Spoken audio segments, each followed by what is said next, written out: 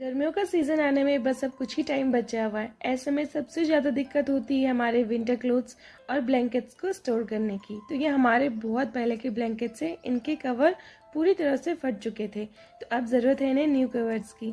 तो यहाँ पर मेरे पास कुछ पुराने लोअर्स थे, तो आज इन्हीं को रीयूज़ करके हम इनके लिए नए ब्लैंकेट्स बनाते हैं। तो चलिए स्टार्ट करते हैं। सबसे पहले हमें इस लोअर को उल्टा कर देना है और इसे यू शेप में इस तरह से यहाँ पे कट करना है। तो चलिए फटाफट से पहले मैं इसे कट करती हूँ। तो लीजिए, मैंने इसे यहाँ पे दोनों साइड से कट कर लिया है। अब हमें साइड्स के कॉर्नर को पकड़ के इन दोनों साइड्स को इक्वल कर देना है, जिससे कि ये पूरी तरह से कवर के शेप में आ जाए।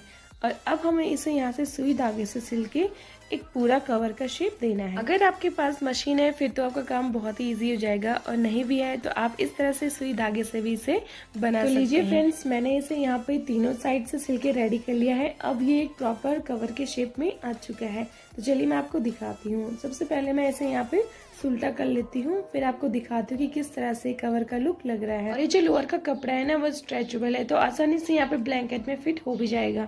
तो चलिए फ्रेंड्स, यहाँ पे ब्लैंकेट को पहले हम फोल्ड कर लेते हैं, उसके बाद इस पे कवर फिट करते हैं। तो यहाँ पे ब्लैंकेट को भी आपको इस तरह से यहाँ पे फोल्ड करना है, ताकि जो कवर है ये इस पे आसानी से आ सके। तो एक बार यहाँ पे इसे बाहर से मेजर करके देख लेते हैं कि इक्वल है कि नहीं है। तो देखिए दोनों का साइज इक्वल है। तो चलिए फटाफट ब्लैंकेट को हम यहाँ पे कवर कर लेते हैं।